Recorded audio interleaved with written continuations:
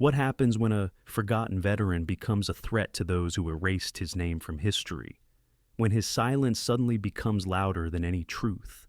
What happened next silenced even those who were used to giving orders. The morning began with silence. The kind of silence that only those who have no one left can hear. John's house stood at the end of a dead-end street, a two-story peeling building with a door that had to be lifted to close. Sparrows had long since taken over the attic, and the neighbors had moved out long ago. All that remained was the silence and the perpetually cold floors. Jonathan Mills got up before dawn. As always, he couldn't sleep after 4 o'clock, a habit learned not over the years, but burned into him over decades. When you spend your youth sleeping in combat boots with a rifle under your ribs, you never relax, even when you're 74, even when you live alone, even when you have no one left to protect. He poured himself some water. There was no hot water. The gas had been cut off a week ago, the heating even earlier. He didn't complain, not to the authorities, not to the police, not to social services. The word complaint gave him an allergic reaction. He knew how things worked there. He knew too well. The kitchen greeted him with the smell of yesterday's soup and windows that were never closed all the way. 3 pills lay on the windowsill, neatly arranged on a napkin. He took them one by one, slowly, his face expressionless. He sat down. He stared at the table. He was silent. On the table, as old as he was, stood a photograph. Black and white. Summer. Afghanistan. He was young, wearing a helmet, holding a boy of about 10 by the collar. He was smiling. The boy was not. The boy was afraid. John had long forgotten his name, but he never took the photo down, not once. He didn't like to remember, especially what happened after, the return, the silence, the letters that no one answered, the allowance that wasn't enough for food, the people who said, "You went there yourself." He didn't ask for forgiveness, and he didn't think anyone owed him thanks. He just wanted peace, normal, human. That day he dressed as usual, an old jacket with patches, worn jeans, boots from the days when he worked as a security guard at a grocery store.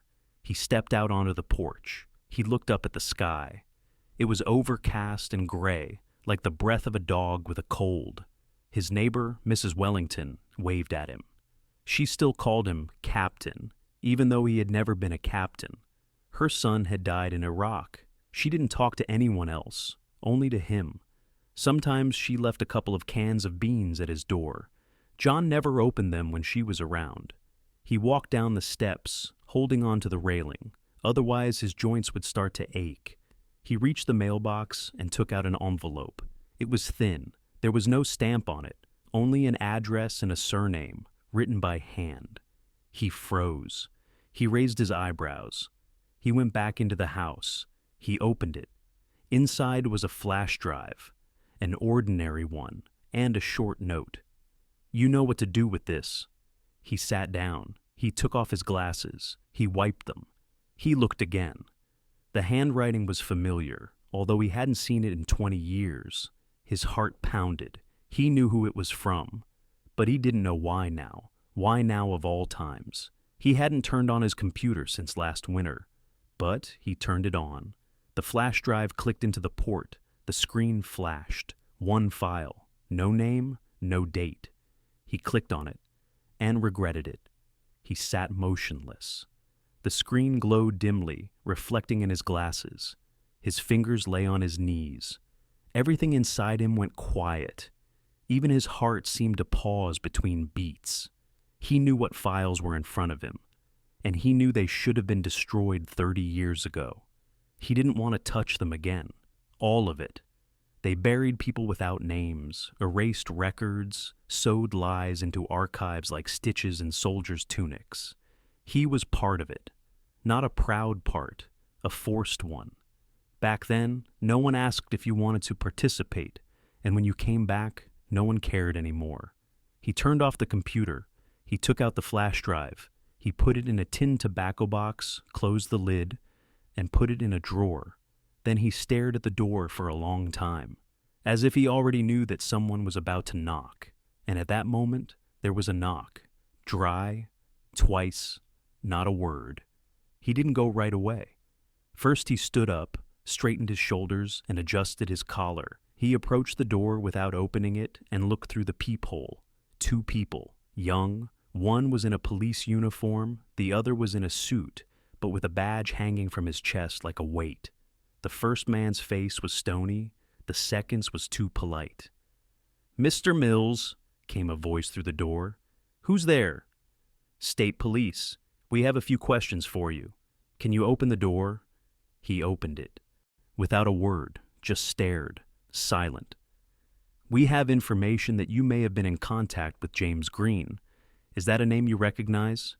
He shook his head silently. Neither yes nor no.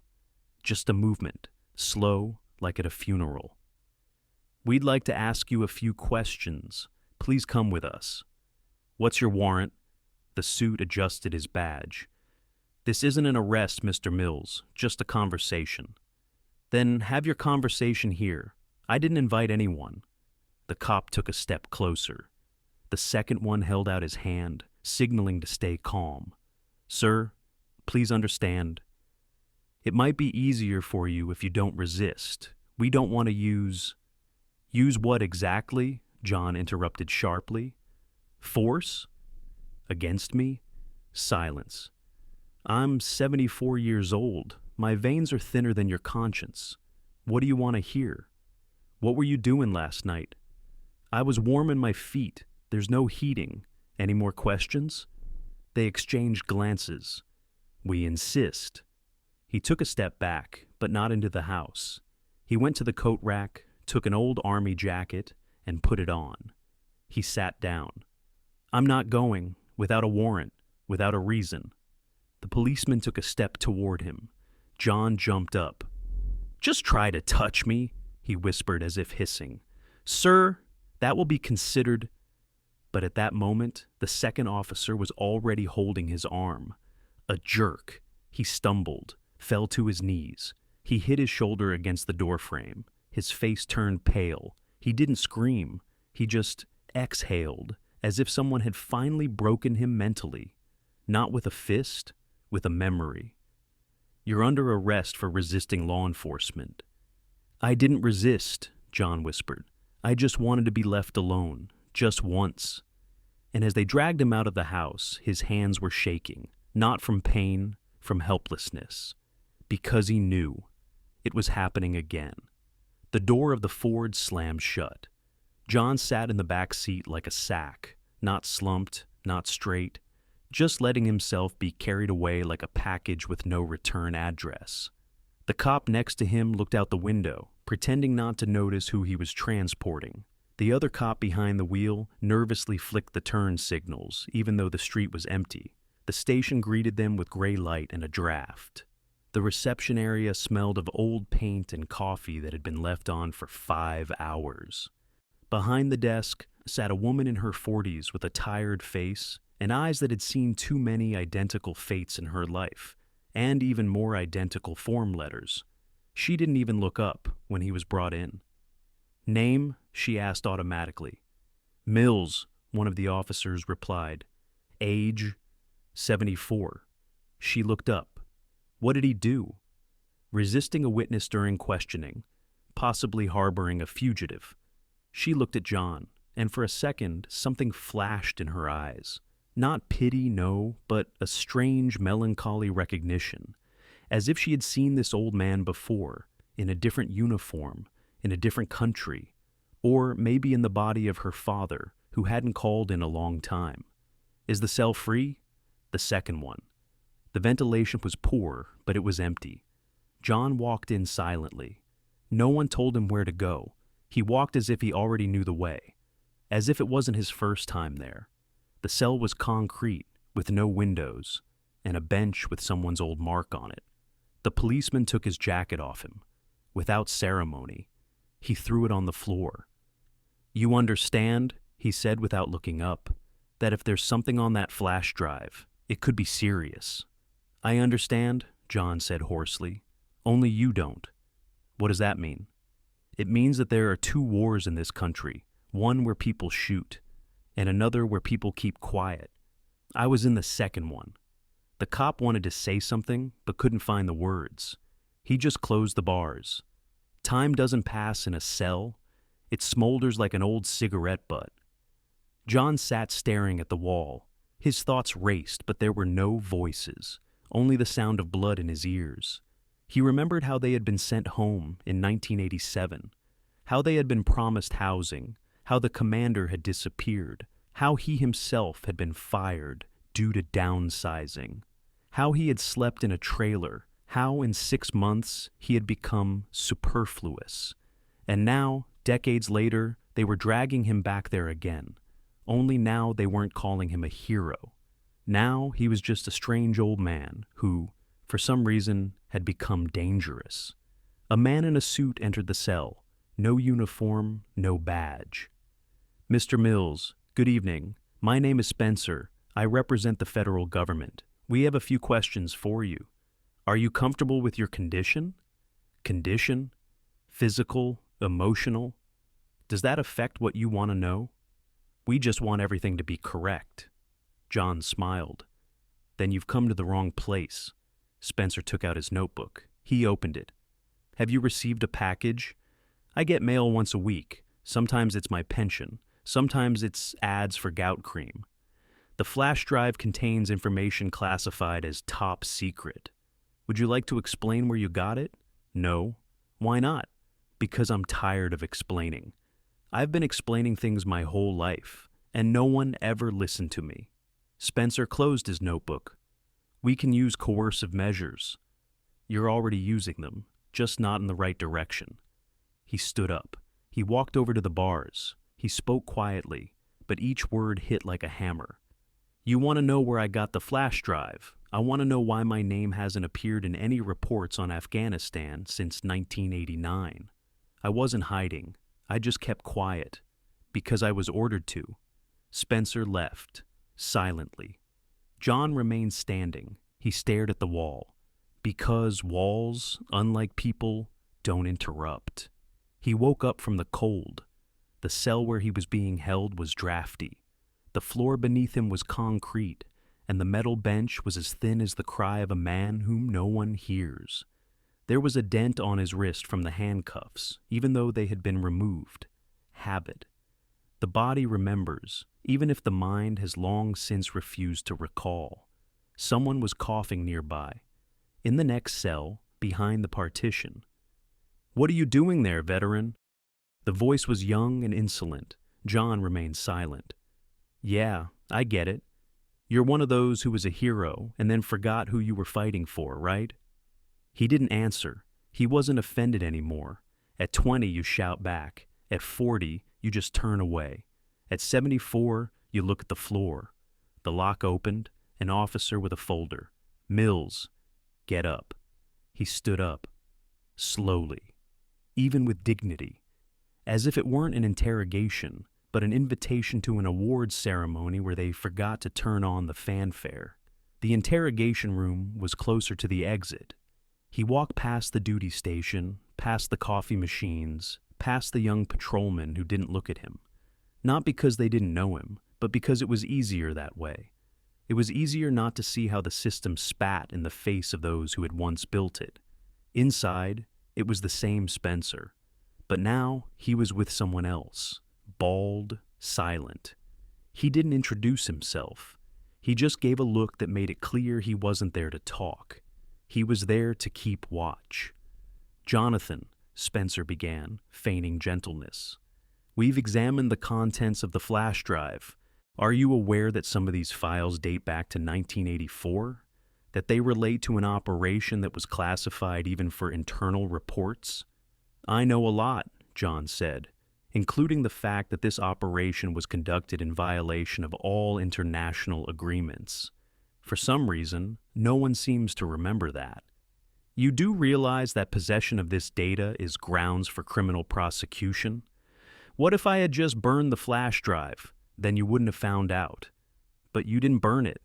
I'm tired of keeping quiet. The bald man leaned toward Spencer and whispered something. Spencer just nodded. Then he turned back to John.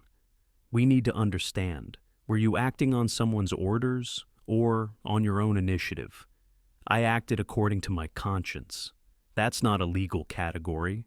John laughed, bitterly, not loudly, but with that special tone that people have when they have nothing left to fear. Conscience is the only thing left when everything else has been taken away. Even your name. He took the note out of his pocket, the very same one. He put it on the table. Here. Read it. Maybe you'll understand. Spencer took the paper and read it. His face changed, just a little, but enough for John to notice.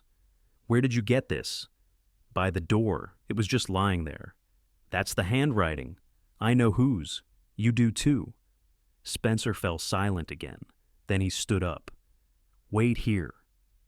John was left alone, and for the first time in many years, he felt truly afraid, not for himself, for the fact that someone was still trying to uncover this. Someone was digging, and if they dug deep enough, they would find a body, sometimes even a living one. The door swung open again, and there stood, not an officer, not a lawyer, a man in civilian clothes, tall, gray-haired, but John recognized him immediately. He couldn't miss him. He stood up, slowly, as if from the past, and exhaled. You? Seriously? He entered without knocking, without pausing. He just threw open the door, as if it were his territory, his office, his city. Although he was not wearing a uniform or any insignia, just a thick gray coat and a direct, heavy gaze, without unnecessary movements. Hello, John. It was the same voice, a little hoarse, with a rasp as if smoked by sand and silence. He hadn't changed, even after 30 years. Only the wrinkles had increased. And the eyes. The eyes were like those of a man who had seen more in his lifetime than any one body should. John didn't answer right away. He just stood there, looking at him. Like you look at an old photograph you never hoped to find. Or at a grave you thought you had entrusted your trust to. Henry, he finally managed, I thought you were dead. Almost, he smiled. But you know, they don't write us off that easily. You knew it would all come back, didn't you? John's voice wasn't angry or accusatory, more tired.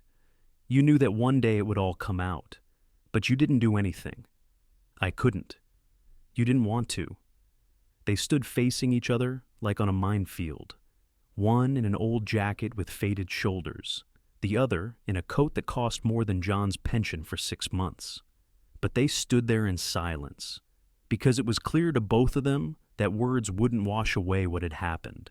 Here, it was either forgive or take revenge, and there was no strength left for either. I heard they caught you. For the flash drive? Henry took a step forward. Did you send it? Number? But I know who did. Who? One of our guys, from back then. His wife died, and he decided to pass everything on. He knew you'd be the only one who wouldn't be afraid to open it, that you wouldn't haggle. And what did you do? John stared him in the eyes. What did you do when we got back, when they wrote us off, when you became a general and I was sleeping in a trailer? I survived, John, as best I could. He spoke calmly, without drama, just stating facts. Then he took his ID out of his pocket and put it on the table. You're under protection now. I intervened. They'll let you go. Unofficially for now. But you have to give me the flash drive. Why? Because if it falls into the wrong hands, heads will roll, not just ours. Are you sure your head is in the right hands? They fell silent again. John walked over to the table and sat down. His fingers were trembling, but his gaze was sharp as a knife. You know what's the scariest thing, Henry? It's not that they forgot. It's that we started to forget ourselves. Who we were, why we did it, and who we lost out there. I haven't forgotten anything, the general said quietly. Then tell me, why did you keep quiet? Because I spoke too loudly before. The door opened again. Spencer peeked in, and, seeing who was inside, almost dropped the tablet. General Hanks, I didn't know you were here. Get out. he said curtly. Spencer closed the door, and it was quiet outside. We have 24 hours, John. Tomorrow others will come. Those who don't ask questions. They're not the police. They don't explain. I know. Do you have a copy?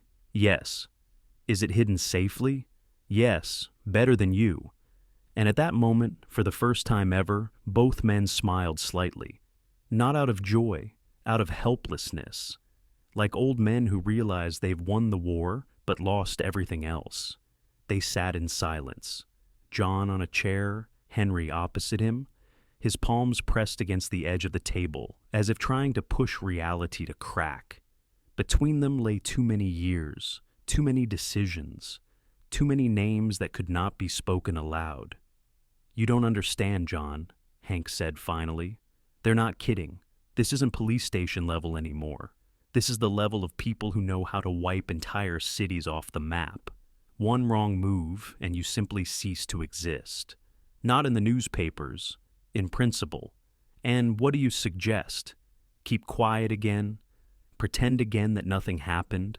That we didn't bury our dead without coffins? I suggest we survive, and maybe this time we'll stay ourselves. John stood up, slowly but confidently. I'm tired of surviving. I'm not living anymore. I'm just existing. Here, in this body, in this house, on these streets. I've been gone for a long time, Henry, and you're too late to save a ghost. The general silently took a pack of cigarettes from his pocket. He looked at it, then put it away. You'll do what you want anyway. I knew it. I just wanted to warn you. I'm being watched too. I'm risking more than you right now. You're not risking anything. You're a general. You're one of those people who are lied to politely. They just don't call me. Henry took out a piece of paper. There was one word on it, a name. He's still alive, the one who gave the order. If you want, we can go together. You can look him in the eye. What's the point? He's forgotten everything. Then remind him. Number. You know what I want? I want to be left alone. Then give me a copy. John looked out the window. There, behind the glass, was the same thing that had been there 30 years ago. Gray asphalt, dim light. It felt like the whole world had been cut off from power. I don't have it, he said. Who does? Someone I really trust. Hanks turned pale. You found her? She found me. You're out of your mind, John. She's a child. She'll be hurt. You think I wasn't? Henry took a step back. For the first time, he felt truly afraid, not for John, not for himself, but for the fact that everything was spiraling out of control again. He had come to negotiate, and all he got was silence, and a decision that had already been made. Does she know what she has? Number, but she knows it's important. Where is she? Somewhere you'll never be allowed to go. The general exhaled. Then you have one night? They'll be here in the morning. I know. Do you still want to be remembered? I just don't want them to forget. John sat down again. He stared at the floor, and for the first time, he felt no fear, only emptiness. Because sometimes the only thing that remains is memory. And if you don't pass it on, everything was for nothing. They let him go in the morning, without any official papers, no apologies. They just let him out through a back door, like an unwanted witness to a wedding that no one asked for. He walked down the street with that slow, heavy gait that comes only with age, and pain, not physical, but the kind that settles in your chest and breathes with you. He walked silently, shoulders slumped, but head held high. People at the bus stop turned to look at him. Not because they recognized him, but because there was something wrong with him. Something from another era. Something that people have been trying to eradicate for a long time, but so far without success. The door to his house opened with its usual creak. It was cold inside. It got even colder. The mail was under the door. Another bill. Overdue. He threw the envelope on the floor without opening it. The kitchen was the same as always. A cup on the table, an old radio that no one had turned on in a long time, and a window with a view of nowhere. He sat down. He picked up a tin can. He took out a flash drive. He put it in front of him. He looked at it. The phone rang. A landline, an old one, the same one that hadn't been used in a long time. He flinched. He picked up the receiver. "Jonathan Mills?" "Yes." "We're outside." He hung up, calmly, without even a hint of surprise, as if he had been expecting it. There were 3 men standing outside. No uniforms, no badges. One was wearing a dark jacket and had an earpiece. The second was holding a briefcase. The third was just standing there with his arms crossed. They didn't knock. They just walked in. As if they owned the place. The door wasn't locked. "We're here for what you have." John stood up, slowly. "I don't have anything." "You're lying." "And you?" The one with the briefcase took a step forward. "We don't want to use force, but if you don't hand over the device voluntarily, we have orders." "Who signed them?" "None of your business." "So, no names again?" Everything was the same as before. He didn't resist. He just walked over to the stove. He took out an old bean can. "Here, take it." The man took it. He opened it. It was empty. "Where is it?" "The boy from the other world took it with him," John said quietly. At that moment, there was a sharp honk outside. A car, a black SUV. One of the agents ran to the window. Damn, those are military plates." Hanks was standing in front of the house. He got out of the car. In uniform. Real uniform. General stars gleamed on his shoulders as if someone had remembered why they were there in the first place. He entered the house like a storm. "Stand down, everyone, immediately." The agents looked at each other. "The order has been given. You have no authority." The general stepped close. "Do you want me to pull up the Greystone file?" "I have a copy of the order dated March 18th, 1985, signed by someone who is now in the Senate. Do you want me to pull it up?" Silence. "Are you out of your mind? This man is one of the few who remain. And you want him removed as a witness?" One of the agents took out his radio. "We need to get this sorted out. Sort it out. Quickly, before I call 2 floors above you." The 2 men left. One remained. Hanks turned to John. "Are you okay?"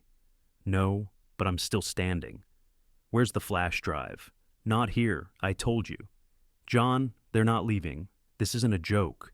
If you're playing games..." "I'm not playing games. I'm tired. Let this end the way it should." "The way it should? I don't know, but definitely not the way they want it to." The house was filled with a ringing silence, the kind that comes right after someone has said more than they should have. Henry stood in the doorway like a barrier, not moving, not backing down.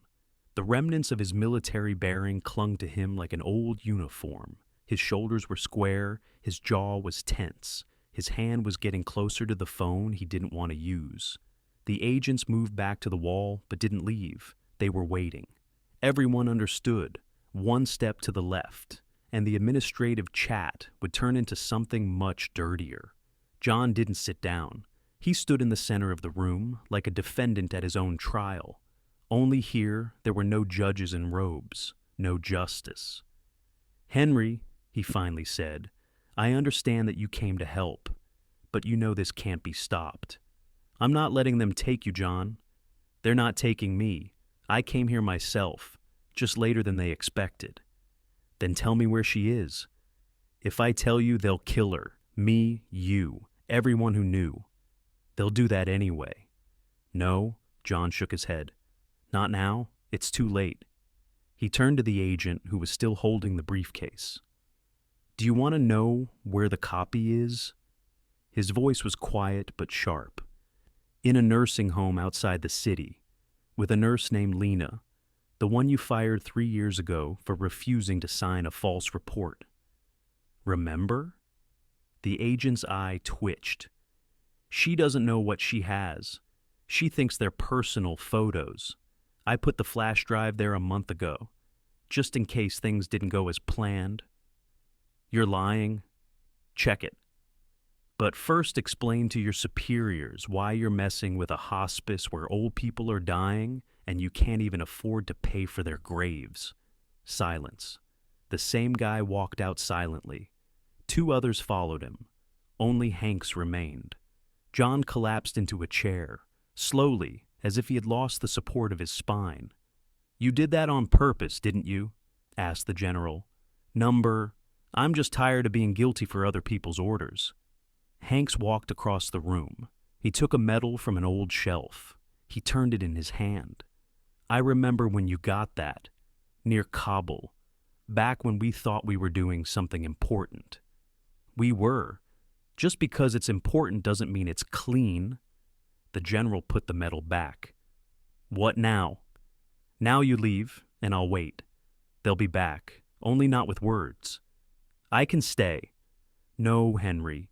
You're a general. You have other methods. All I have is this house. And a right hand that still remembers how to hold a trigger." He nodded silently and left. John remained. Alone, he stood up and went to the kitchen. He put the kettle on. With trembling hands, he opened his notebook, an old one, bound in leather. He turned to the right page, a name, a phone number. He picked up the receiver, dialed. "Lena, it's me. Everything's fine. But if they come for you, you know what to do. No, don't be afraid. Just remember, you're stronger than you think." He hung up and poured himself some tea. Because all great things start with something simple. Even the end. The tea was getting cold, with hardly any steam rising from it. John sat at the kitchen table, holding the cup with both hands, as if it contained something more than just water and tea leaves. Outside, it was slowly getting lighter. Morning was coming, and with it, what is usually called a new day. Only John no longer believed in new days. They were all the same. Ever since the country he had fought for pretended he didn't exist. He knew they were coming, not the police, not the army. Those who don't wear uniforms, those who don't need laws, those who were listed in reports as observers, but, in reality, were the ones who had the final say. So, he prepared himself, not for battle, not for death, but for the moment when he would have to face what he had spent his entire life hiding under the rug. He put on his old uniform, not because he wanted to look like a hero, but because it was his armor, his identifier, his last anchor. 3 things lay on the table in front of him: a medal, a letter, the one with the unfamiliar handwriting, and an old cassette tape. He didn't know why he kept it, perhaps as a reminder that he once had a voice, or a song they used to bury their friends to. There was no knock at the door. They just walked in. They were silent, like a draft. 2 of them, dressed in dark clothes, their faces neutral, not hostile, but not human either. "Mr. Mills," said one, "we have been instructed to complete the process. I've been waiting for you. Then you know this is not up for discussion." "I wasn't going to discuss it. I only have one question." "We're listening." "Do you even know what we died for back then?" The one standing closer raised an eyebrow slightly. "That was a long time ago. Times change. And people." John spoke slowly, as if each word were being pulled from his teeth. "Have we changed? Or did you just wipe your feet on us? You did your part. Now you just need to step aside." "Number? I'm not going anywhere." Silence. "You have no way out." "There is. One." He took a second flash drive out of his pocket. "Here it is. But before you take it, listen to me. We're not... Listen." He stood up. His back was straight, his gaze unyielding. "This information isn't about secrets. It's not about schemes. It's about faces, about those who were erased, about children who grew up without fathers, about women who buried their husbands by number, not by name, about blood that was shed for pieces of paper that were later signed by strangers." He held the flash drive, not hiding it, but not offering it either. "Take it if you want, but know this. She already has copies. I'm not stupid. It will get out. Not through the internet, the old-fashioned way, through those who still remember, through those who are still human. Is that a threat? It's a memory, and memory is not a threat. It just waits. The agents exchanged glances. One stepped forward. "Touch it, and you'll be the one who became famous by mistake," said John. "I have nothing to lose. You have your career, your name, your peace of mind. 1 second, 3, step back. We'll pass it on. Pass it on. And tell them we're still here. We haven't left. We're just keeping quiet. For now." The agents left. Also without a sound. Without a word. John sank back into his chair. He exhaled, long and hard. He didn't know if he had won. He didn't know if they had heard him, but for the first time in a long time, he wasn't ashamed to be alive. The house was empty, but the silence rang out as if the walls were still digesting what had happened. John didn't sleep. He didn't eat. He just sat there, in the same chair, with the same empty stare out the window into nowhere. He didn't have a TV. The radio didn't pick up a signal. He didn't want to know what was going on out there, because that world had long since written him off. And now, it seemed, it had remembered him again. Only not with gratitude, with apprehension. The next morning, the mailman was standing at the gate, young, wearing a hoodie, clearly new. He didn't know who he was delivering to. He just handed over the envelope and left, looking back as if afraid someone was watching. The envelope was thick, no stamp. Inside was a single letter, handwritten, neat, confident handwriting, military. "Jonathan, we heard. Not everyone has forgotten. You will receive a call in the next few days. Wait, and don't do anything until we talk. G.H." He read it twice. Then he clenched the paper as if he wanted to feel it with his knuckles. Henry. So he's up to something. So he didn't leave, he didn't go into hiding, or he's trying to save himself and what's left of his conscience. Maybe it's too late, or maybe it was just in time. The phone rang that evening. It was the same phone that had last rung in the previous decade. "Jonathan Mills?" "Yes." "This is Sergeant Aldridge. I was under your command in the 90s. We don't know each other personally, but I know who you are. There are several of us. We saw the leak. We're ready to confirm it." John was silent for a long time.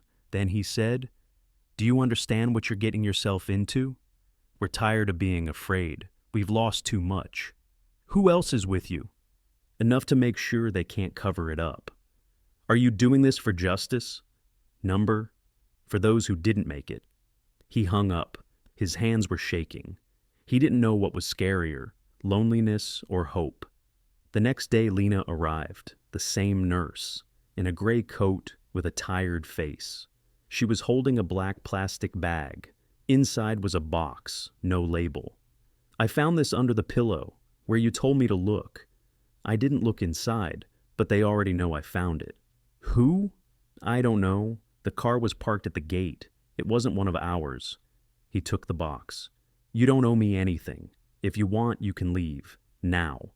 "I'm not leaving. It was enough for me when my father was thrown out of the system. He was also invisible. I'm not doing this for you. I'm doing it for him." She left without saying goodbye, and that was the right thing to do. John put the box on the table. Inside was a second hard drive and a note, handwritten. "If you're reading this, it means someone is still fighting. Thank you for not giving up." He smiled for the first time, but a helicopter was already circling the house. He heard them before he saw them. Deafening footsteps on gravel, heavy boots, a rhythm like people who aren't just walking, but carrying out an order. 2. No, 3. 1 stayed at the gate, 2 headed for the house. John didn't bother locking the door. He had long since learned that those who come with good intentions knock. Those who come with threats break in. And they broke in. The first was wearing a suit, but he stood too straight, clearly a military man. The second had an expressionless face, like a cash register. "Jonathan Mills?" asked the first one. "You know it is," John replied calmly. We have orders to seize all media containing material related to Operation Greystone. On what grounds? National security.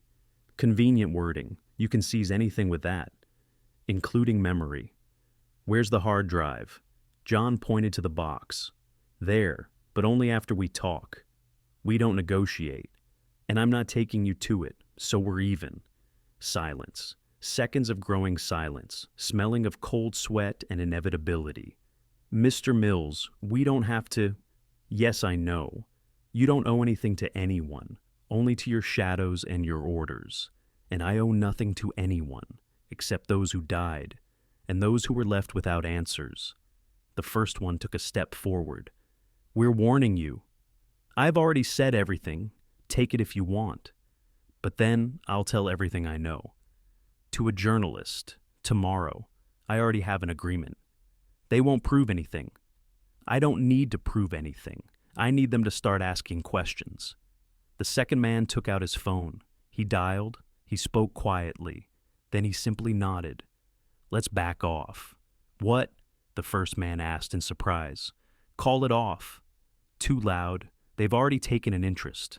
If we move, it'll only get worse. They turned around and left. No threats, no words. But John knew it wasn't over. It was just a new form of pressure. They don't hit you when you scream.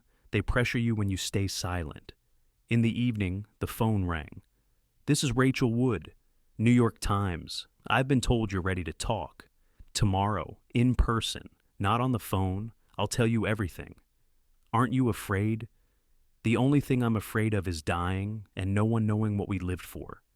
She arrived early, Rachel Wood. No security, no cameraman, no tape recorder on her shoulder. Just a small notebook, a gray scarf, and eyes that showed no fear, only interest and fatigue, the kind you can't fake. Jonathan Mills? Come in. Don't take your shoes off. My floor is as cold as their conscience. She smiled. She went into the kitchen. She sat down without asking if she could. You're in an unusual situation, she began. Number? It's very ordinary. It's just that you don't write about situations like this, usually. She opened her notebook. Why now? Because to delay any longer would be a betrayal to those who were with me, who died, who are alive but drink like crazy because otherwise they can't sleep. You know that if what you show me is confirmed, there will be consequences.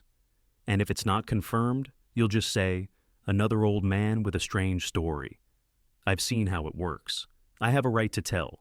You have a job. All I have are the remnants of my memory. He stood up. He walked over to the dresser. He took out a flash drive. Here. Everything is here. Photos, documents, reports, testimony. Unofficial, but real. You won't recognize the names, but you'll recognize the faces. Believe me, when you're knee-deep in blood, you remember who's around you. She took the flash drive. Carefully.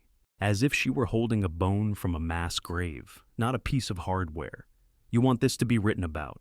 I want people to know about this. I'm not looking for apologies. I don't want fame. I want my grandson to be able to answer when he asks who his grandfather was and not be told, nobody. Are you prepared to be forgotten again? I've already been forgotten. I just reminded them, for the last time. She closed the notebook. Can I take your photo? Better not. Let it stay that way. The voice, yes. The face, number. Let them remember that we were, but not for our faces. She left. She turned around on the porch. You're one of the few who didn't give up. Number? I just couldn't keep quiet anymore. It's not a heroic deed. It's a consequence. At night, John sat by the window. The radio was on nearby. An old war song played quietly. He didn't listen. He just was. There, in that house where there were too many memories and too few witnesses. Outside the window, a car passed by again. Blue lights, no sound. He didn't get up. He just took the photograph. The one. Where he was young, in uniform, holding a boy by the hand. We did what we could, he whispered into the darkness, and he turned off the light. He didn't wake up. More accurately, he didn't get up. He just stayed in the chair as he had sat during the night, with the photograph on his knees and the radio, which had long since fallen silent. When Mrs. Wellington came in the morning with a can of stew, he didn't answer. She knocked, waited, then went in. She saw him.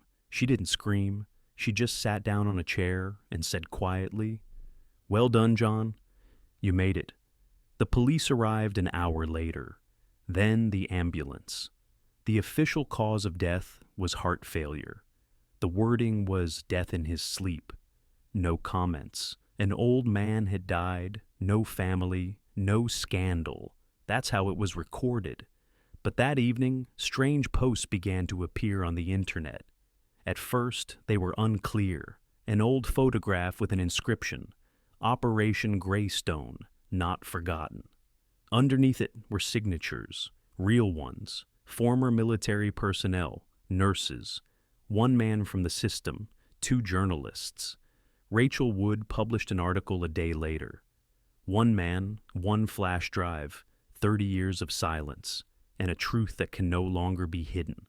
The article contained no loud accusations, only facts, testimony, documents, scanned letters, uncaptioned photographs, and a quote, "I'm no hero, I just happened to survive. Now it's my turn to let others speak." J. Mills. The reaction was avalanche-like. Some didn't believe it, some ridiculed it. But there were those who recognized the faces in the photographs. Some remembered those who had gone missing. Some dug up old letters and found matches. And some wrote, "I knew John Mills. He wasn't just a soldier, he was a man who didn't let them forget us all." A week later, Lena stood at his doorstep. In her hands was a simple frame. Inside was a copy of that very photograph. On the back was a single word, written by hand. "Thank you." She placed the frame on the windowsill. She stood there for a moment, then she left without saying a word. A month later, a plaque appeared on the building that had once been the military registration office. Jonathan Mills served here. He did not ask for awards. He asked not to be forgotten. And somewhere in an archive that no one hides anymore, there is a flash drive with a note, "Keep. Always." A letter from the Ministry of Defense arrived 3 weeks after the funeral. A yellowed envelope, a coat of arms, an official seal, as if they were trying to pass off as an honor, something that, in human terms, was long overdue. Inside were 2 sheets of paper. One was a dry expression of gratitude, standard wording that usually brings a lump to the throats of widows, for outstanding service in the defense of the nation. The second was a notification of reinstatement of rank, retroactive, posthumous. There was no monument at the cemetery where John was buried, only a cross. But now there was a plaque. Jonathan Mills, 1949 to 2025. Soldier, witness. Voice of those who could not return. Since then, people have been passing by his house every month, silently, one by one. Some left old photographs under the door. Some left a dog tag. Others just stood on the porch with their eyes closed, as if waiting for the door to open again. For him to come out, to say his favorite phrase, "I just wanted us to be remembered." In the Veterans Organization, where there used to be a shortage of chairs and lamps, his portrait now hung on the wall. Not a portrait taken during his lifetime, nor a military one, but the one Rachel had taken as a farewell gift, with a hint of a smile, a cup in his hands, and a look that said it all: pain, strength, fear, and stubbornness. Next to it was a plaque. Veterans don't ask, veterans remind. And then the order came from above. Declassify some of the files, initiate an internal investigation into Greystone, review the lists of awardees. It wasn't a victory, it was a crack in the wall. But sometimes it's through cracks in concrete that grass grows. General Hanks retired. No scandals, no briefings. He just disappeared from the radar. He didn't give any interviews. He didn't write his memoirs. But then, a couple of years later, Another veteran mentioned in an interview, "Did you know that John Mills saved more lives after his death than he did while he was alive? Because someone finally spoke up and someone listened." Rachel Wood published a book, John's Flash Drive. No sensationalism, no loud revelations, just the stories of those who had been silent and who no longer wanted to be. On the first page is a quote, "You don't have to remember everyone, but you owe it to those who tried to remind you." Spring. Almost 6 months have passed. John's house is closed. The blinds are down. The key is left with the neighbor. Inside, everything is the same. A cup on the table, a jacket on the hanger, an old army radio silent, just as before. But now, it's not from exhaustion. It's out of respect. The neighbor boy, the one John once helped fix his bike, comes by once a week. He sits on the porch, just sits. Sometimes with a book, sometimes silently. Once he left a note on the doormat. "I didn't know you were a hero. Thanks for the pump and for being real." Somewhere in Washington, in one of the rooms of an old archive, a shelf appears with a new label. Unknown Contributors, Testimonials, 1981 to 1992. It contains files that used to be marked Destroy. Now they are simply marked for personal viewing only. The first document is a report signed by Jonathan E. Mills. Status: lost but not forgotten. A new stone has appeared at a war veterans memorial in California. It is not very tall. There is no bronze. Only the words, "He who was not afraid to remember," are engraved on it. Under it, every month, a yellow ribbon, and an old button from a military uniform. A year later, a TV channel posted a short video. In it, a voice. No video. An old man's voice, a little hoarse but very clear. "If you hear this, it means someone wasn't afraid to pass it on. I didn't ask for belief. I asked for memory. I didn't say I was right. But I knew I couldn't stay silent anymore. I'm sorry if I said it too late. And thank you if you heard me." The video was viewed by 12 million people. There were thousands of comments under each one. But the most common one was, "I will remember." If you also believe that they must not be forgotten, write the word "I will remember" in the comments. That way, we will know that John Mills's voice was heard, and that he was not alone.